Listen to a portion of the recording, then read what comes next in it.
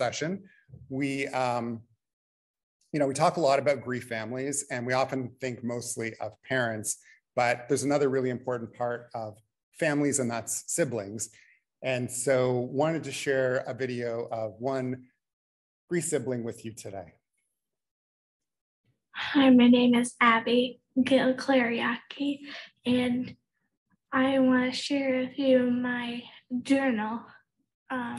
And my brother has a GRIA 2 condition, aka Jack condition, and I want to tell you about it. If I had one wish, I would spend it on my brother. So I love my brother and I want him to have a better future. I wouldn't spend it on me. I wouldn't spend it on anything else, but that's my choice. 3 a.m. wake up time. My brother had seizures today. We found out about his genetic GRIA 2 condition when he was 1.5 years old. He had a thing where he threw his head back and rolled his eyes back too.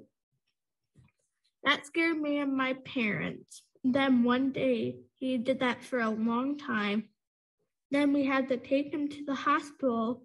We found out that he had a brain bleed in the center of his brain. He was still seizuring, and with all his medication they gave him, they had to intubate him. After intubating him, he coded. A ton of people came to help him. They were able to get his vitals working again, but his brain was still in the trouble. It took 14 days in the PICU. Then Cole came home with epilepsy medication to help him. Then months later, it happened again. He had a seizure that would not stop. This time we were told that he had infantile spasms. They are the only seizure that caused brain damage. Then we finally got him home. This time we had to give him shots and more medication. After a while, they told us he did not have infantile spasms anymore, but they could come back. Today, he still has seizures, but they are shorter. And finally, they told us he has a genetic condition, GRIA 2, and caused all this and more. And it is really rare. He is really strong, and we all love him so much, so much. He is working on sounds, and he has a gait trainer. He is so cute, and he collects when he wants food or more of something.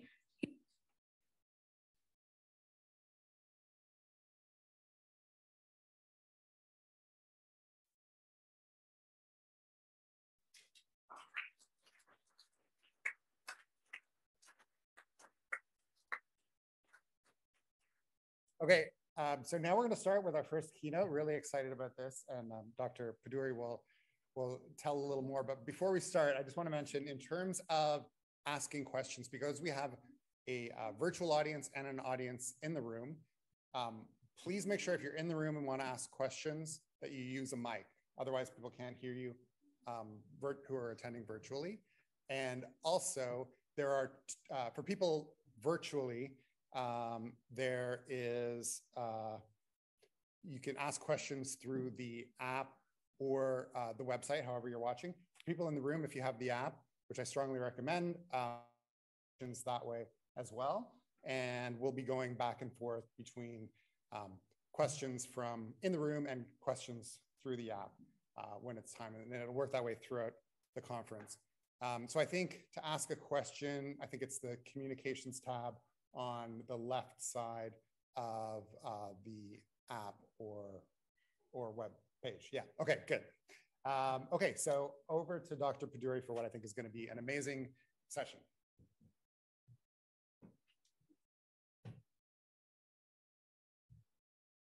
Thanks, Keith.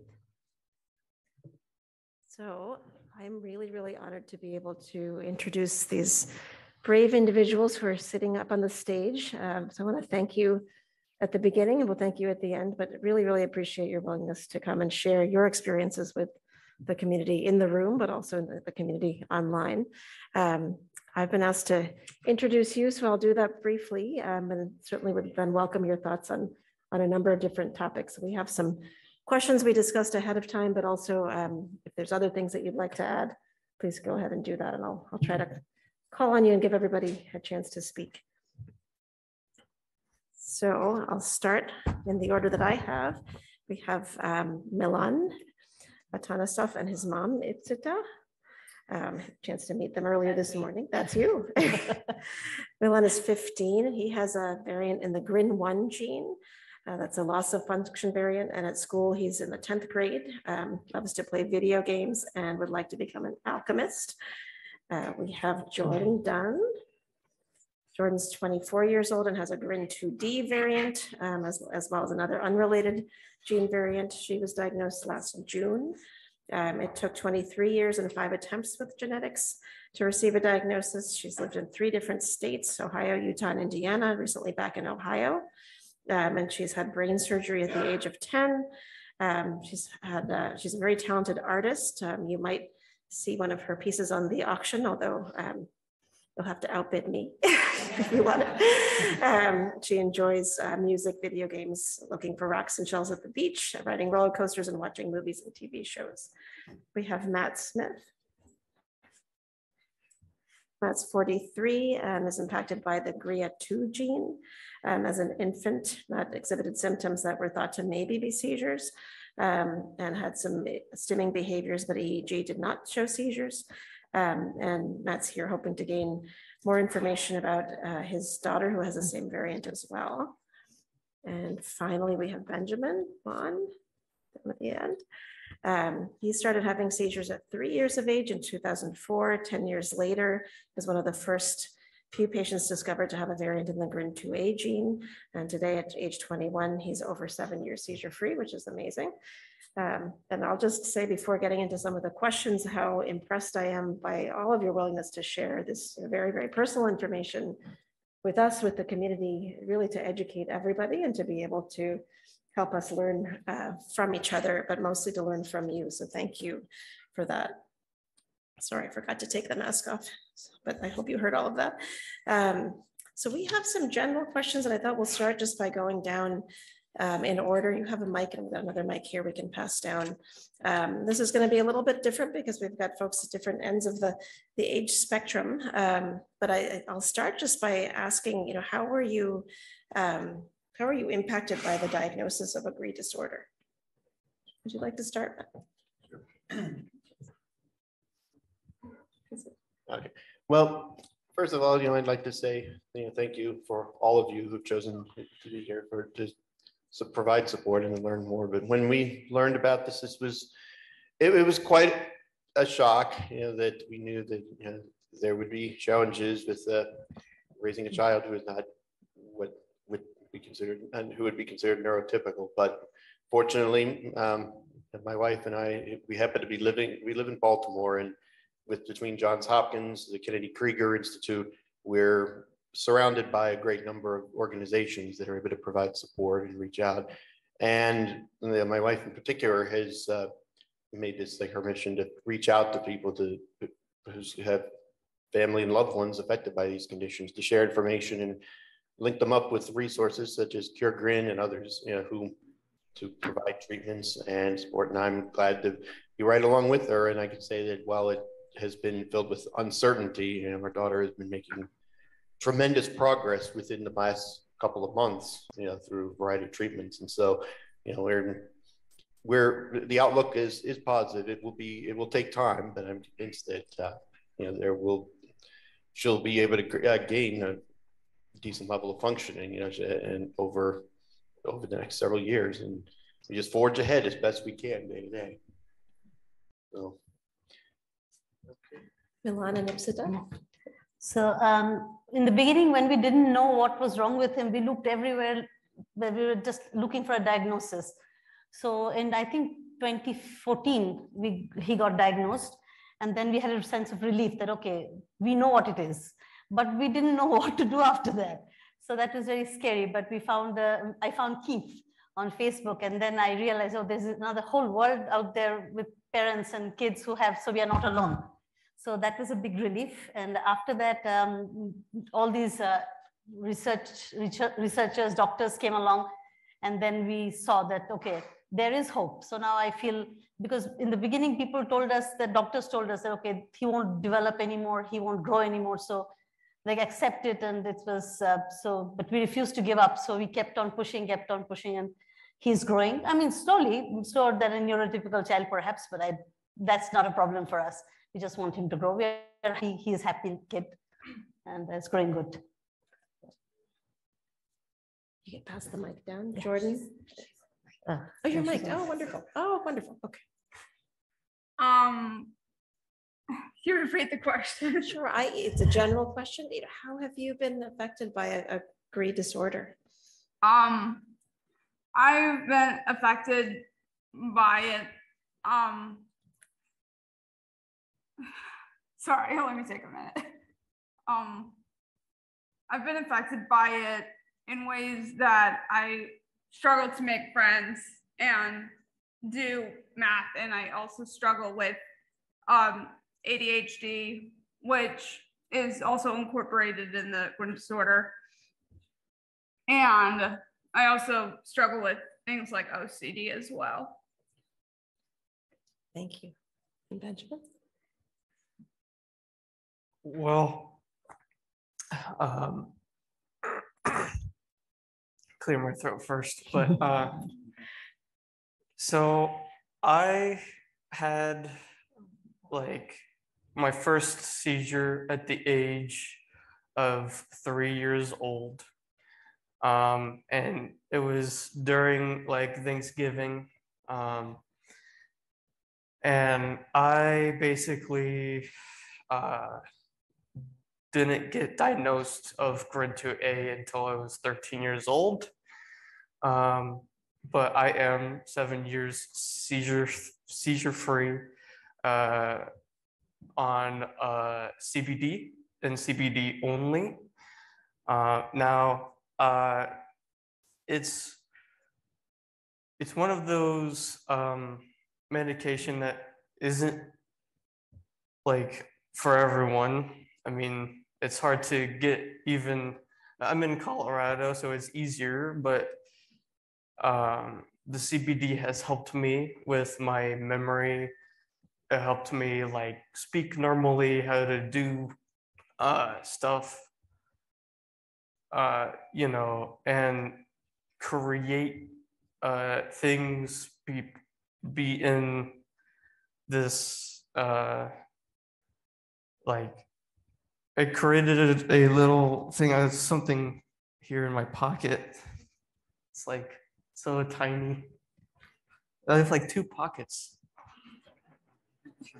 These pants are amazing. All right.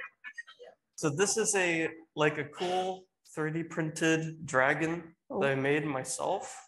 Well, I didn't make myself. I found it on the website. It costs like $3 to get the file and put it in. And this was 6 hours to do, you know, with all the creativity and understanding, like how this works. I mean, it takes a lot of time. Like I will be sitting there on my 3D printer and start crying because it didn't print. It would but it takes time to do something like this. This is the glow in the dark dragon, by the way. It glows green, but it's too bright to glow at the moment.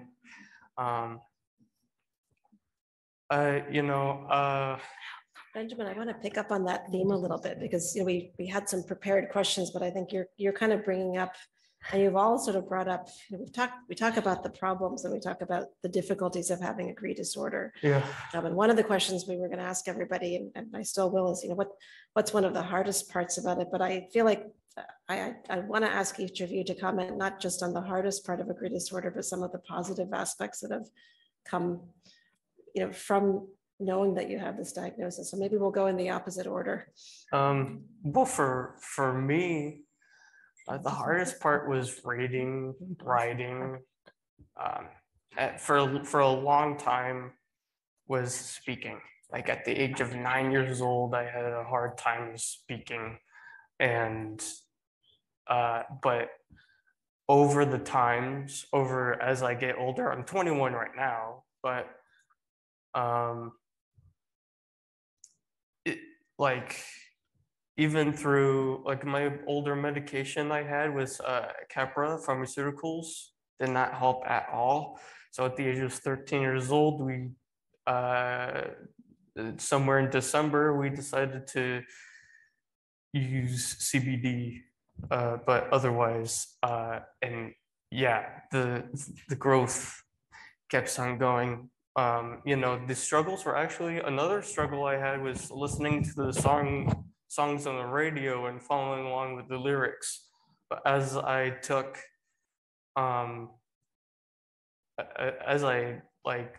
the medication, I was singing in the car radio, and my mom was like almost writing this down as like things are happening too. It's like, that's great. It's great to hear. And I want to sort of emphasize there's a lot that you've all been managing and handling, but also a lot of positive bright spots that you're highlighting, which I think is so important. Jordyn, would you like to tell us a little bit about some of the harder parts, but also some of the bright spots? I don't think that there's really anything positive to having a disease that makes your life harder, but I do hope that people who are more severe than me and also me find a cure or some treatment in the future or near future that could help us. I think that's a wonderful and really honest answer. But I will also submit back to you that I think you're all showing us the bright spots by your willingness to get up on a stage and talk about all of these issues, and also the hope that you still hold despite all of the struggle. So I thank you for that.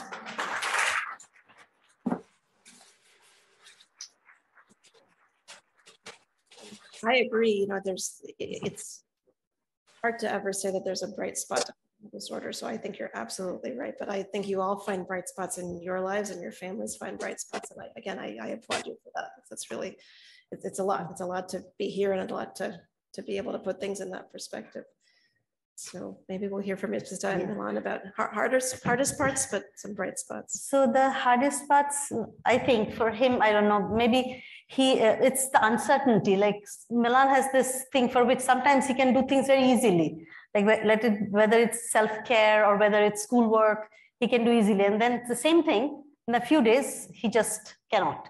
So it's just a cyclical up and down for us. We don't know exactly what to expect. So sometimes I thought, okay, I taught him this, he knows. Okay, the next week, he just will not be able to even look at the question, he doesn't know. So that is something that is difficult for him also to make friends. It's very hard. He goes to a special needs classroom. There he has friends, he's very sociable. And it's very hard for him to make other kids cannot discuss with him because he has his own things to discuss. And he doesn't have the socially appropriate language or, you know, the behavior to talk to kids who are neurotypical. So for him, it's very hard to make friends. And in general, the uncertainty is just very hard. I mean, he thankfully doesn't understand yet. So he's very happy. He's very happy. He's very loving. He's always excited about everything. Happy kid. So that's a bright side. And we get to enjoy him. Like he's a teenager, but still he'll always kiss us, hug us, always say, I love you, which I heard that neurotypical teens don't do. So we are enjoying that. But that's kind of the positive thing. And now that the cure, I mean, not cures, but in these researches are going on. So we are, again, just like she said, we are just hoping that in the near future, there is something to cure our kids, all of our kids. So that's what you want to say something? No? No. He doesn't want to say, he's shy. Well, I would say that like for us, there is certainly, there is the uncertainty. And while certainly nobody wishes to bring upon themselves and more challenges than they start with, it really has showed us the power of resiliency, community, reaching out to people, and that ultimately, I think you're only as hopeless like as you feel. We're projected, and that as you reaching out, you see that you're never really alone. Yeah, it may be a long, difficult road, but when you just see, like with our daughter's case, she's now reaching and holding her bottle like almost on her own there. Sometimes there's moments where she'll get a little bit of an ornery streak, and decide, no, I'm not going to cooperate. But when you see your daughter holding your bottle when a year ago you never thought she'd be able to like hold a toy on her own or play with it, that's just truly worth its weight in gold, and it just shows what's possible.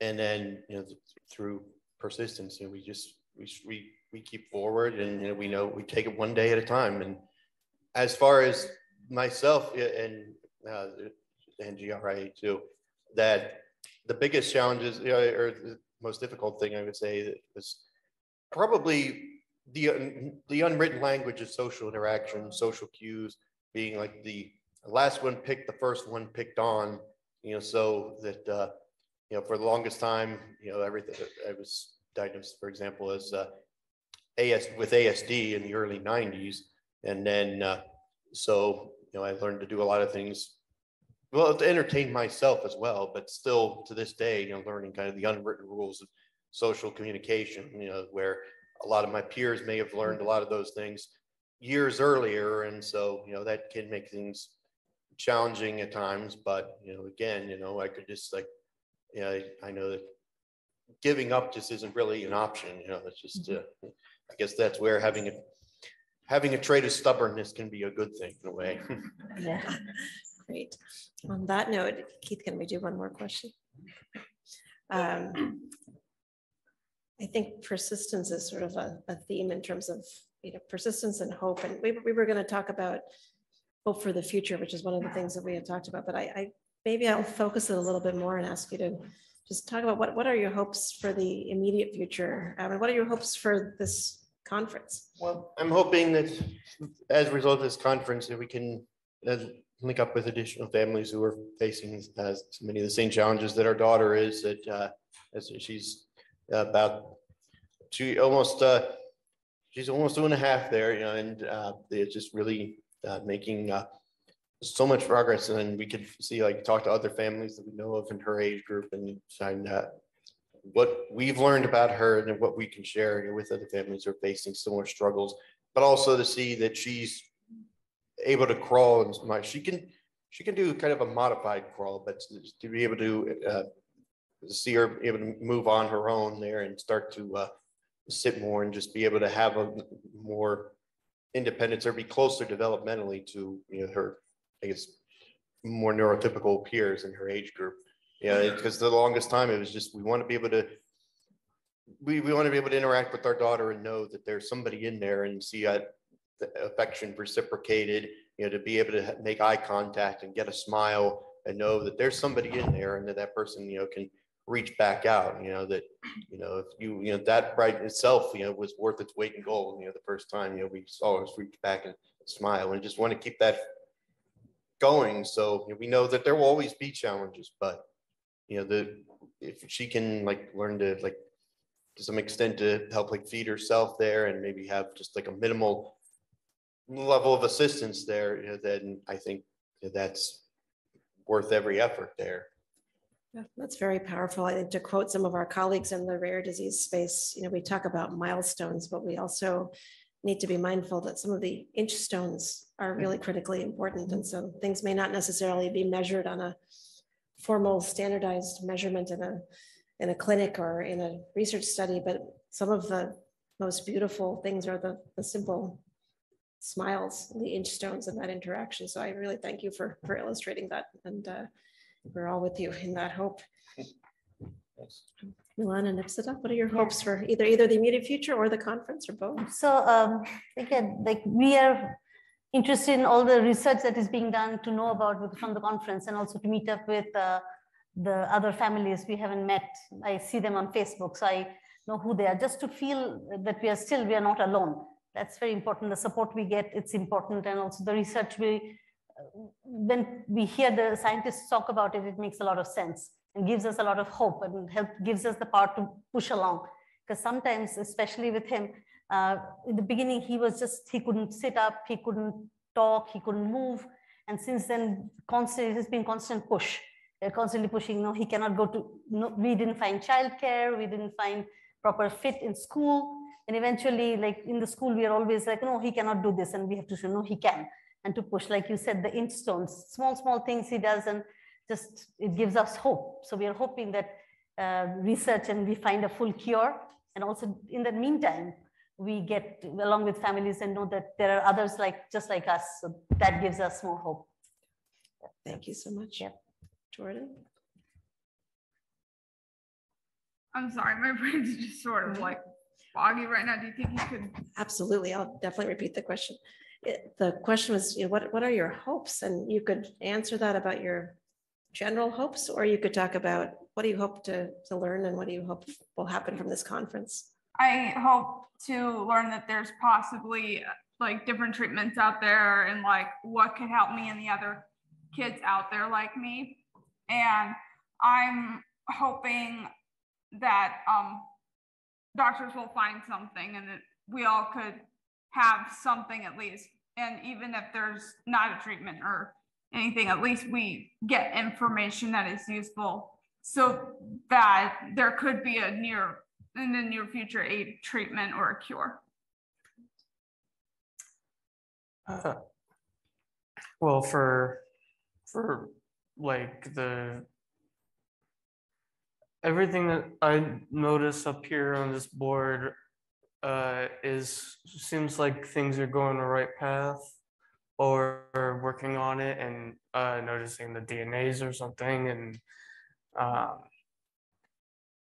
but the one thing that for me, my future, I'm wanting to write a book about like the journey I have through this. But this book is like my life with like running with donkeys, coming here maybe, and but yeah, that would be a couple of things for my future. Yeah. Great. Keith, how are we doing on time? We have 40 minutes. So Yeah, absolutely. Because we have, we've been about half hour so far. So this would be a great time if people are interested in asking questions. If there's online questions, if someone can pass those to us, we can read them, and you have them. Great. Any questions for the group? And you all have done a fabulous job already discussing, and you should feel comfortable either answering the questions or saying you'd rather not answer, but maybe as questions come up, we can ask for volunteers for some of the questions. No questions from the room? Here's a question. Hi, I guess this would be for our two young adults on the end. Do you live at home? Do you live independently? Or do you live with mom or dad? And if so, what, if you don't live alone, is that one of your goals for the future? For me, I'm living with my parents, but in the future, I'm wanting to live independently. Someday get a car. Get a car. Yes, nice. I live with my parents, and in the future, I do want to move out and have an assistant live with me. So when I need help, or when I need the help or moral support, I can have it. That's great. I hope the parents are listening too. It brings up an important, really important topic that comes up because many of us here who are physicians are pediatric neurologists. We're used to working with your pediatricians, and at some point you kind of maybe outgrow the pediatric setting, or you don't necessarily want to be coming to places where the waiting rooms are full of babies, and maybe you want a grown-up doctor, and maybe you want to start having some of the visits on your own, or parts of the visits on your own. So I think it's a delicate balance. It's important that you have your voice, and that everybody in the family is able to work as a team. Another question from the audience. Is that working? Thank you all so much for being here and sharing your stories and being so bold. It's very encouraging to us in the room. As a parent, I was hoping that maybe you could speak to something that maybe your parents or people who have been supportive of you in your life, some encouragement for us parents in the room. What are some things that your parents have done or people who have supported you in your journey that could be encouraging for us parents in the room that we can translate to our kids? Well, if you may, I'd like to speak to that. Is that I have been fortunate that my mother, she's retired now, but her background was special education, basically teaching folks how to teach students with special needs. And when I was in elementary school, there were I did it in the days with the social awkwardness, and seeming like with attention and what appeared to be stimming behavior. And at one point, the school had mentioned that I was in, had suggested that I might be better off in a special ed class. Well, Mom, who was very eager to do what she could to help people with special needs, she had some choice words for the school administration.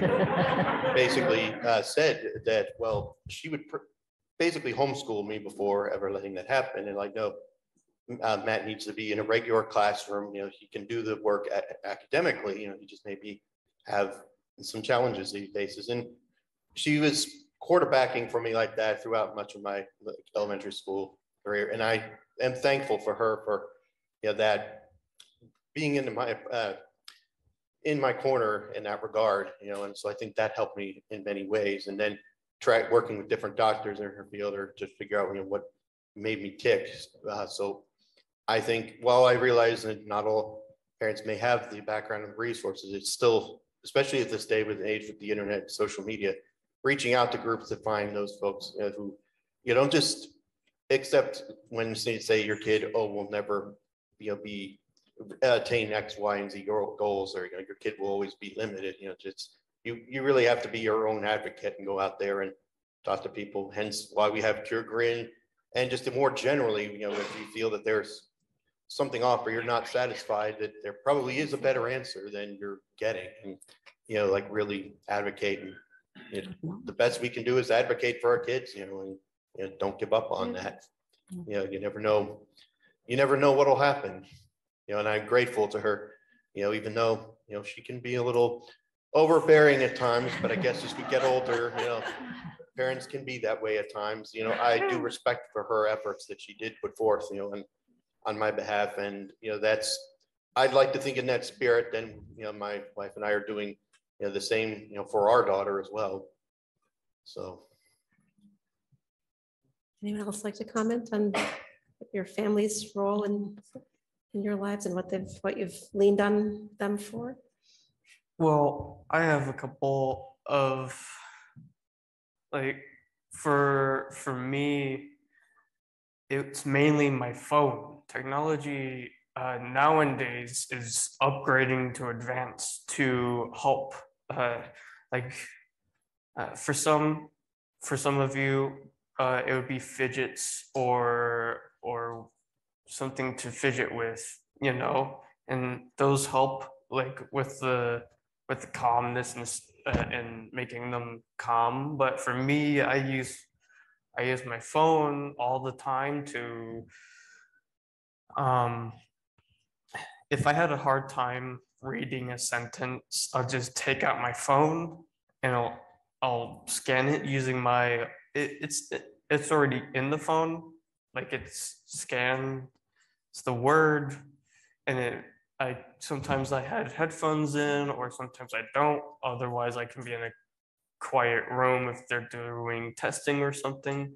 But if I had headphones and I wish I had this phone in high school, because for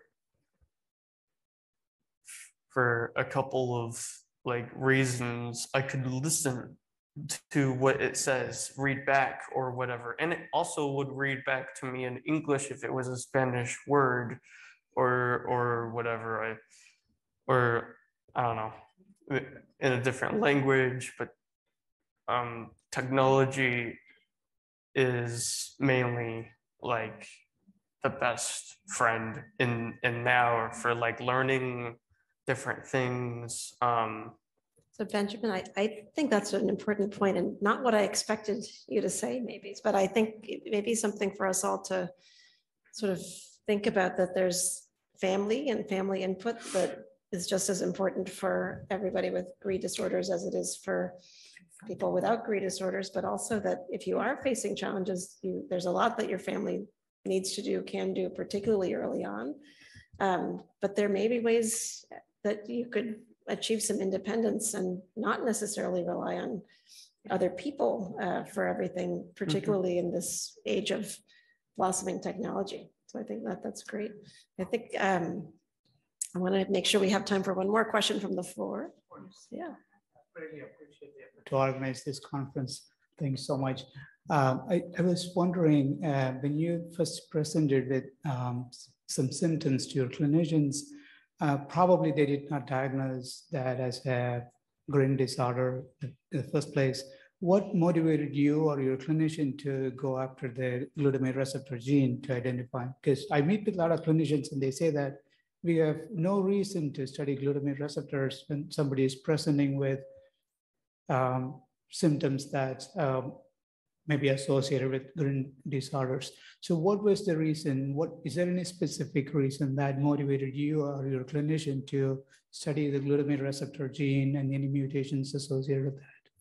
And I'm going to guess before we have everybody answer that it wasn't a specific thought that, wow, I bet these individuals have a glutamate receptor gene or a GRI disorder. I'm guessing it was a more general approach that, hey, this might be something genetic, but I'll let you each maybe just tell us. So that's really an important question. How did you end up in this group? How did you end up with a diagnosis?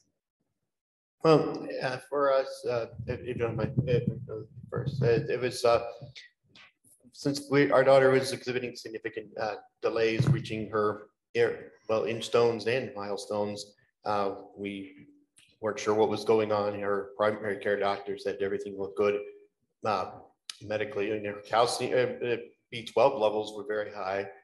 She had a heart surgery, ASD or DSD repair at 7 weeks, but just to give a bit of a medical background for her daughter, but there was nothing that otherwise indicated why she was so globally delayed.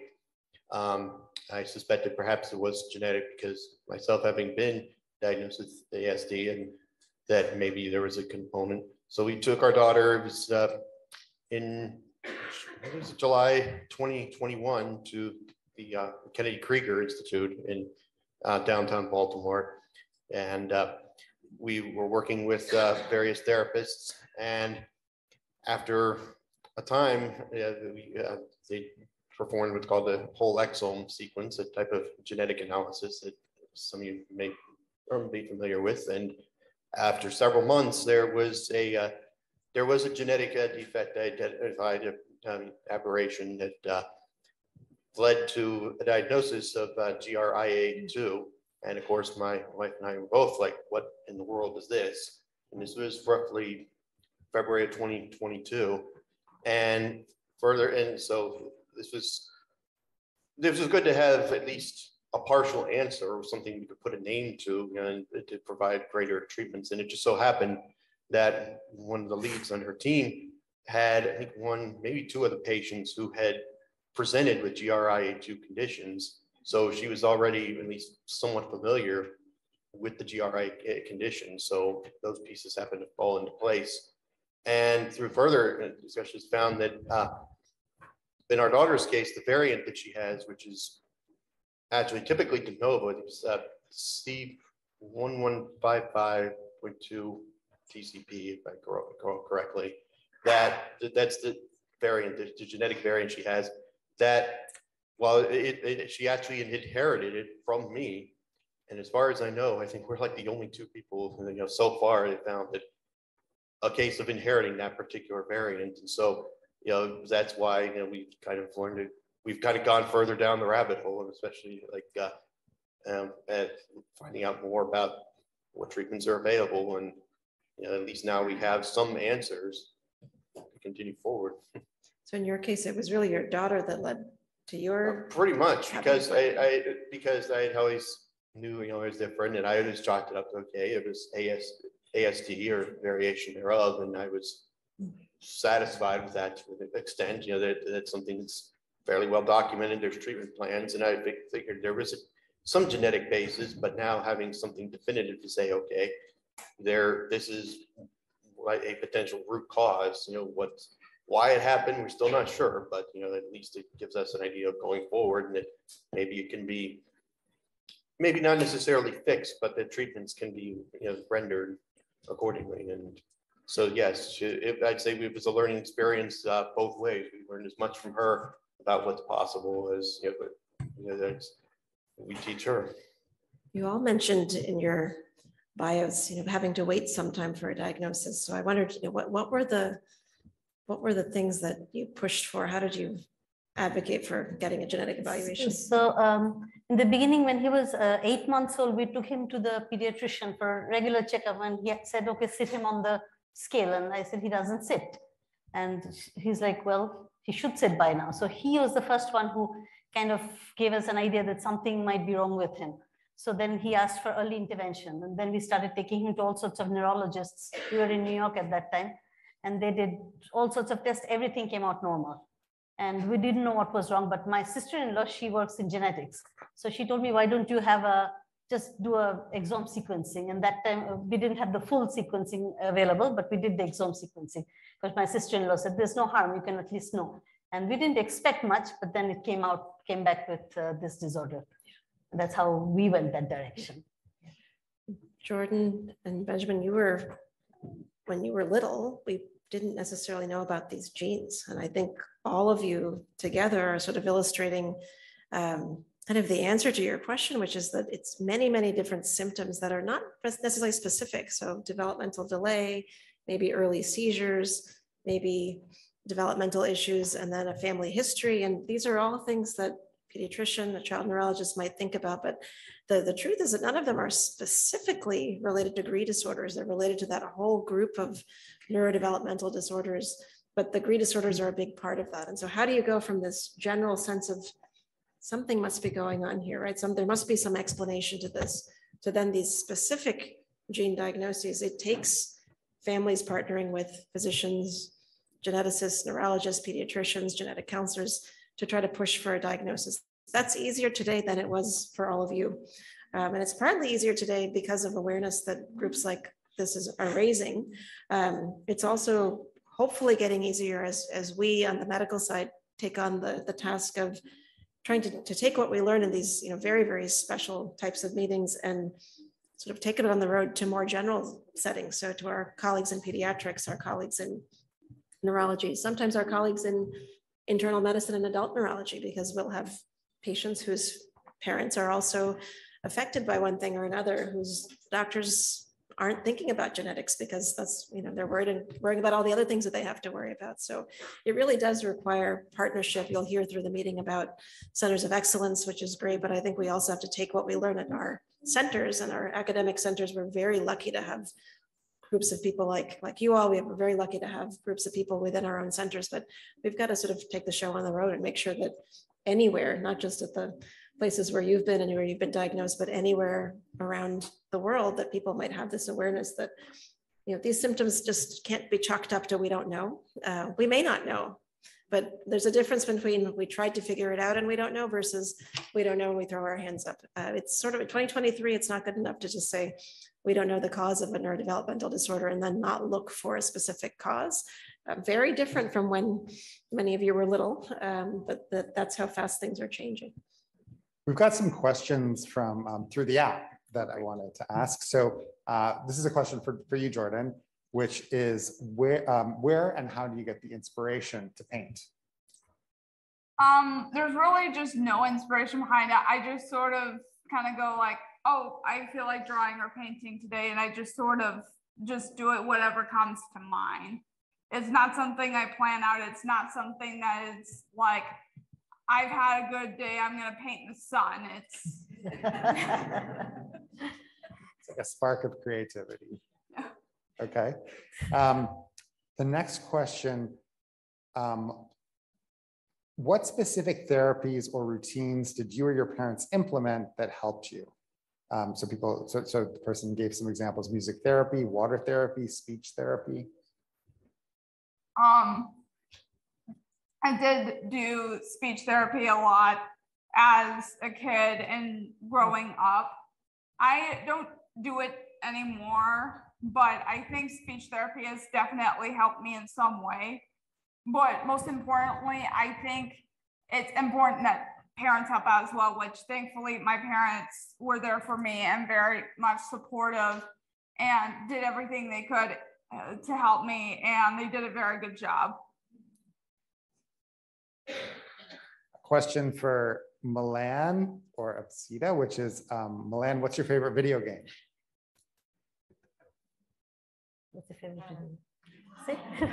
Okay, say, I'll hold it. What's your favorite video game? Say, Mario? Super Mario. Any Super Mario.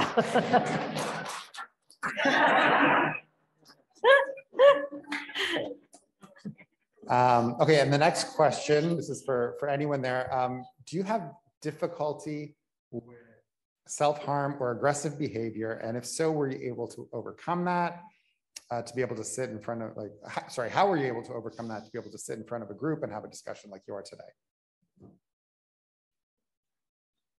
Oh, okay, yeah. So, yes, I was aggressive and violent back then, but I overcame it because my mom had figured out that I was having seizures based on the experience that she had the similar seizures that I had when she was 19 years old from a shot test thing she got for some illness because she wanted to get a job.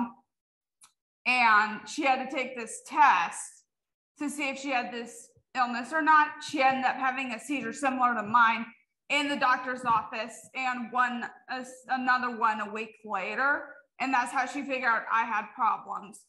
And she weaned me off of that medicine. I can't think of it on top of my head, but I immediately no longer was aggressive. I was way more high functioning, way better without all those meds that I was popped on.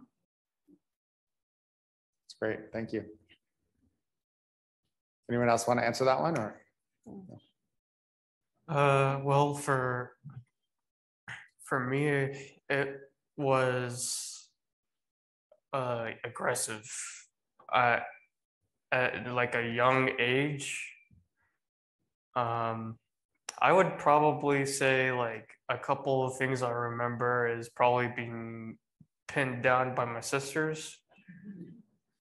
Something about not wanting to go to school or not doing my homework, but otherwise it's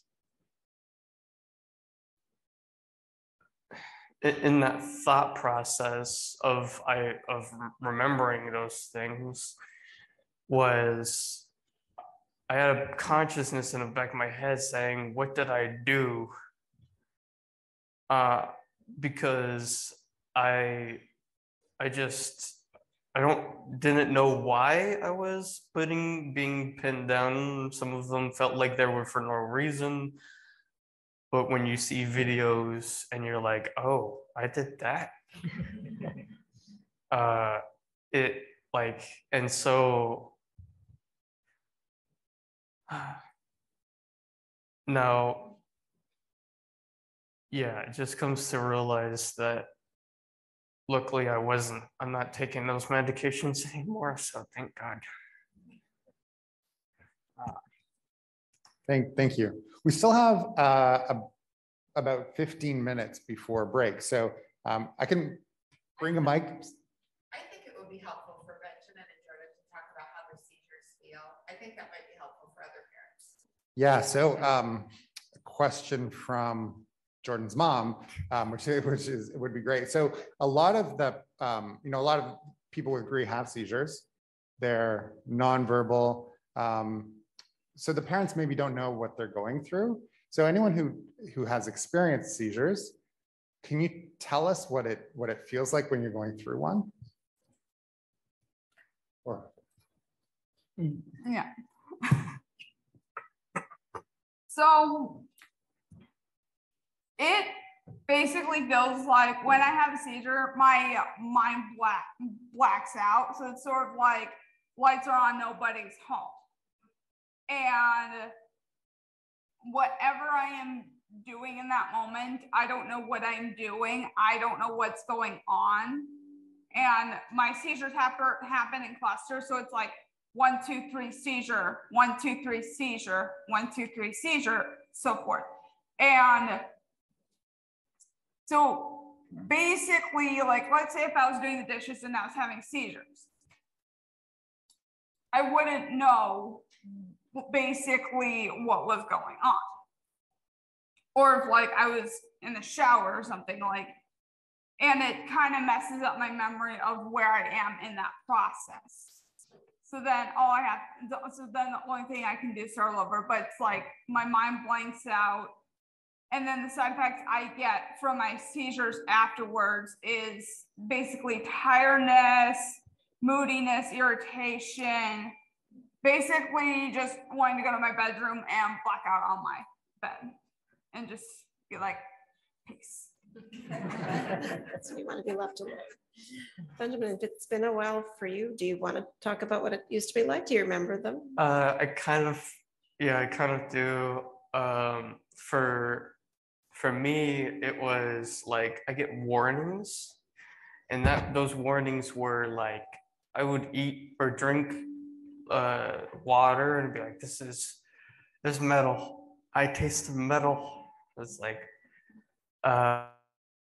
and so then I would go to bed, and my mom would wake me up, and I go, what happened? She's like, you had a seizure. It's like, what? I had a seizure? It's like, because you end up like, it's basically like not, and those nighttime ones are scary because you don't know if you're going to be on your back or on your pillow or something, and it could happen any time. Because those ones you can like be buried from your pillow and won't be able to breathe. So I had night seizures would be even, but we figured out that it was rosemary, so can't go to McDonald's anymore. I think. Well, but also I don't want McDonald's, so that's a plus.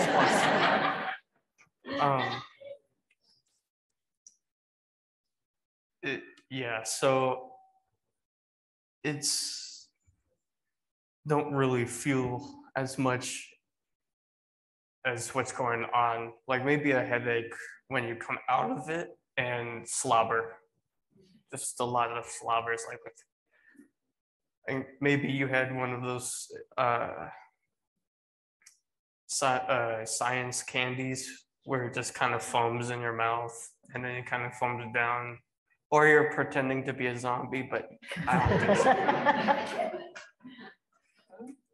I'm struck by how vivid your descriptions are, but also I'm really, I really appreciate your bringing this all out so people can hear what it feels like for you. It's the sort of thing that hopefully doctors will have asked you and so on and so forth, but I think it is helpful just to have everybody hear that. It's also, I think there's a lot of myth and lore out there about seizures, and people may assume that you may not remember, but they should ask you, shouldn't they? What does it feel like? What did it feel like? What do you remember?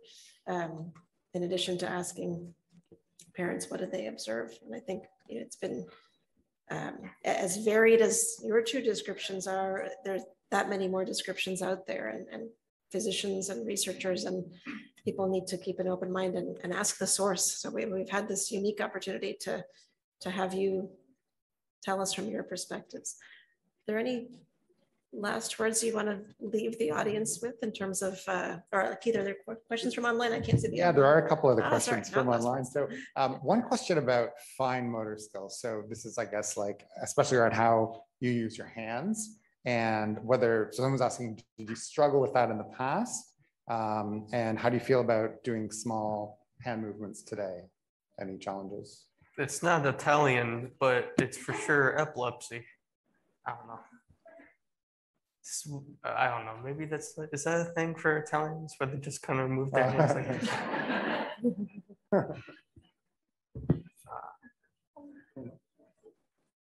that? Does anybody struggle with difficulty with fine movements? I mean, we have a painter, we have people who make 3D printing, which is more of a computer thing, but is fine motor an issue for anybody?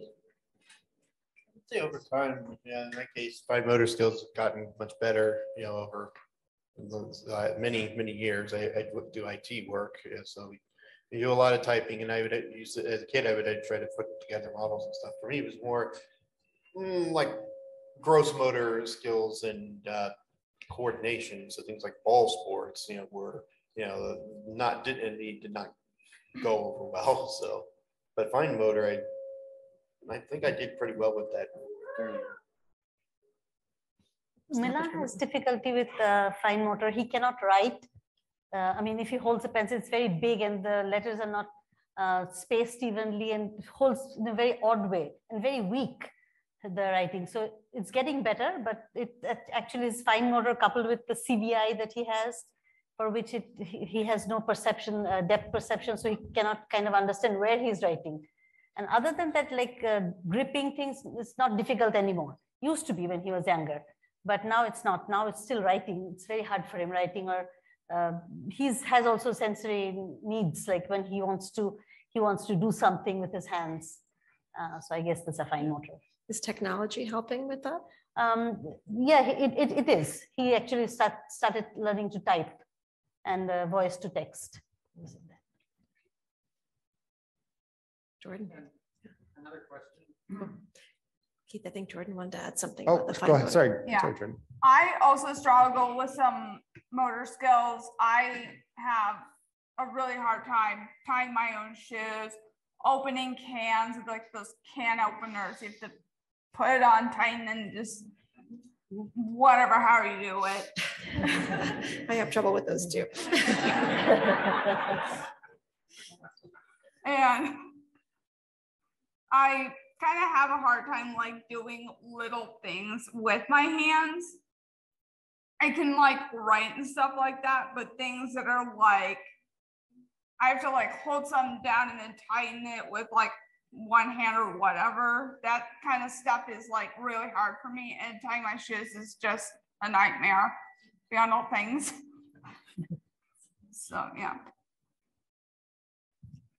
Sounds like everyone's found ways to adapt though around, I think getting back to what Benjamin mentioned early on with technology, there's ways that you can kind of not just find workarounds, but find ways to do what your goal is. So if the goal of writing is to complete an assignment that you've got to do for school, maybe that might be a bit harder, but if your goal is to communicate something, if technology can help with typing rather than writing it, it's really opening some doors. And then the voice to text, you do have to proofread it, but the voice to text can certainly be a benefit. So I hope that'll be some more of the conversation too. How do we bring technology in, and who can help with that? It's not necessarily something your pediatricians or internists or neurologists would even know how to do, but there are people out there who specialize in adaptive communication and technology for really all levels along the spectrum. So I think that's something worth highlighting. One more question from online, and then we probably have time for one more in the room. If there's anybody, I can bring a mic to you, or you can go to the mic. So the question from online: what form of communication has helped you the most, or any communication aids or anything like that?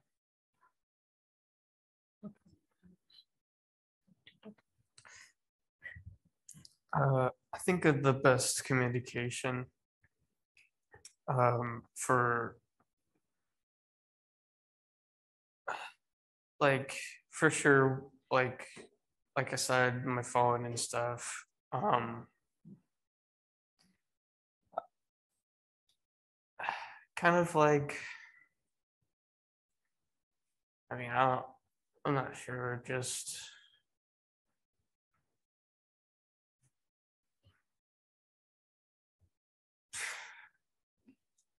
Well, you shared with us earlier, how powerful the phone could be. So that's certainly one thing you've already kind of shared. So you don't have to feel pressured to come up with something else. No, yeah. I mean, like the communication for art, like, is, wow. Now that I've already said it, it's taken away for what I should add.